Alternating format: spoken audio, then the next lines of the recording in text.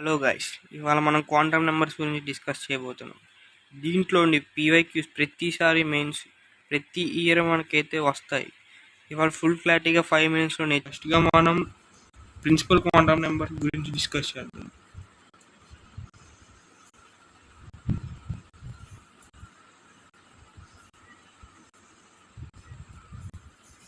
దీన్ని ఎంతో డినోట్ చేస్తారు.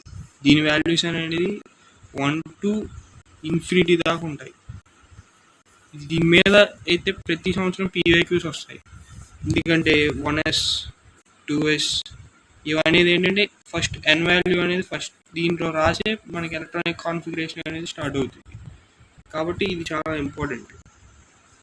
నెక్స్ట్ అజిముతల్ క్వాంటమ్ నెంబర్, దీన్ని ఎల్తో డినోట్ చేస్తాం.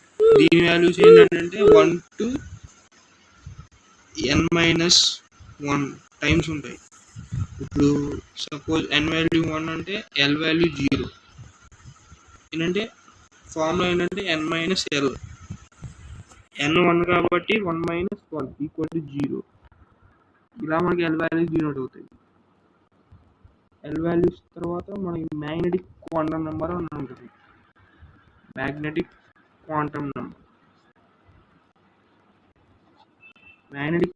నెంబర్ కూడా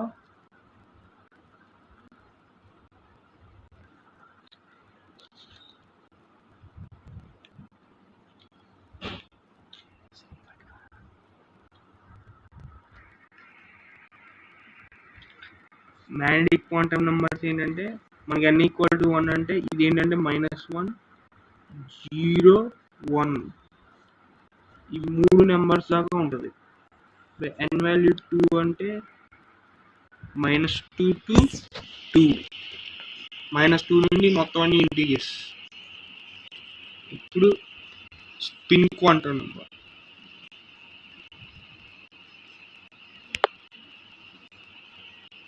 స్పిన్ క్వాంటమ్ నెంబర్ అంటే ఏంటంటే ఇది +12 -12 అని 2 వాల్యూస్ ఉంటాయి. +12 -12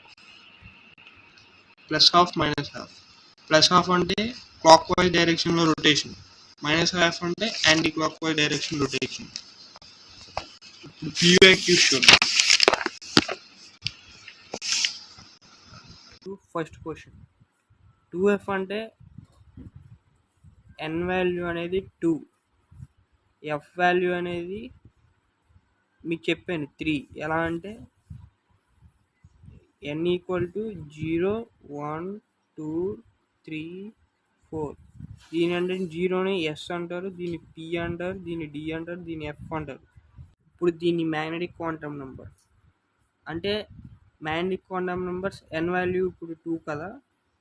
ఇప్పుడు ఇది -2 to +2 దాకా లై అవుతుంది m వాల్యూస్.